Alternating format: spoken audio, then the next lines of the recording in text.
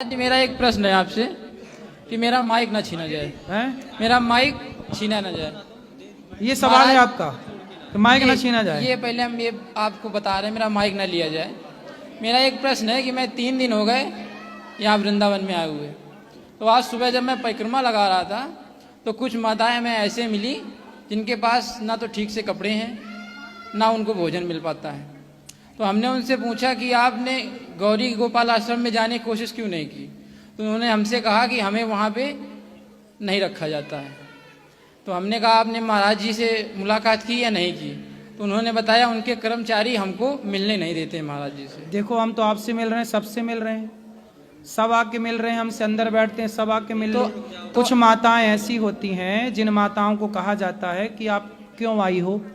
यहाँ के एक नियम है, कोई भी माता आती है ना, सबसे पहले माँ से कहा जाता है कि आप अपने घर का किसी का नंबर दो, अपने बेटे का नंबर दो, बेटी का नंबर दो, क्योंकि आप क्यों आई हैं वो कारण तो जाने। जी आपकी गलती है या बच्चों की गलती है।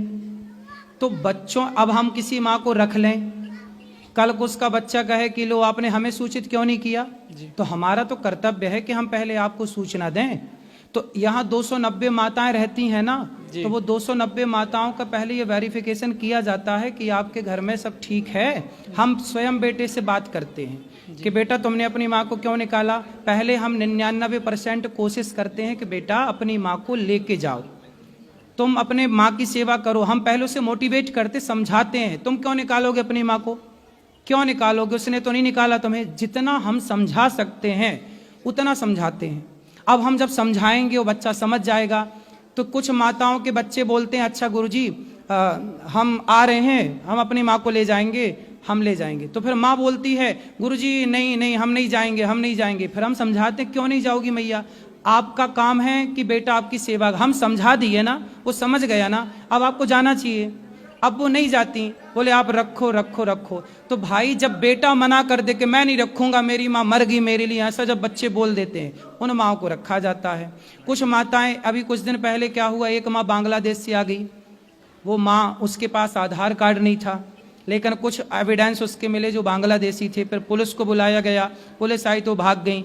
तो यहाँ माताओं को रखते हैं तो आधार कार्ड चेक करते हैं, उनका बच्चों से बात करते हैं। भाई इतनी बड़ी सिस्टम है, इतना बड़ा सिस्टम है, तो पूरा कल को कुछ भी होगा तो आप लोग ही कहोगे कि आपने क्यों नहीं वेरिफिकेशन किया।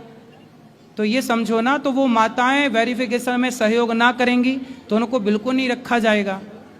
आप साथ दीजिए, बच्चे से बात कराइए या बेटी का नंबर दीजिए। हम किसी से, कल को आपकी मृत्यु हो गई, यहाँ माताएं हैं, मृत्यु भी तो होती है, मृत्यु होती है तो हम किसे सूचित करेंगे। घर में कोई तो होगा जो जिसको कह सकें भाई कम से कम आखिरी समय हम किसी को तो सूचना देंगे, हाँ या ना।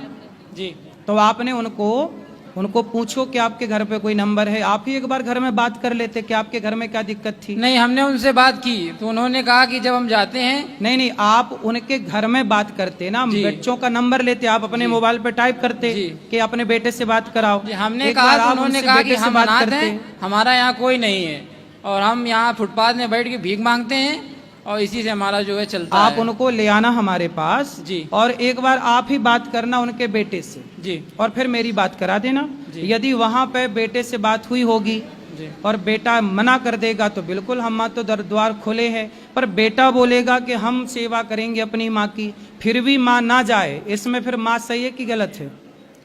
गलत है। फिर तो पूरी, बेटा यहाँ 290 माएँ रहती हैं, आपने देखा है? जी देखा है। फिर तो जब हो रही है सेवा तो जो हो रही है वो हो रही है, जो नहीं हो रही है उसका कोई कारण होगा। जी ठीक है। तो ऐसे ही गुरुजी हमने 2-3 माताओं से बात की। हाँ, तो सभी का माताओं को, 2-3 माताओं सभी का यही कहना था, 2-3 माताओं को मेरे पास ले आना और आप अपने मोबाइल से ही उनकी बेटी या बेटे को एक बार बात करना, फिर मेरे से बात कराना। ठीक है। यदि वो योग्य हैं, यदि वो प्रताड़ित हैं घर से, तो सहर्ष उनके लिए द्वार खुले हैं। जी गुरुजी, बिल्कुल गुरुजी। मेरा एक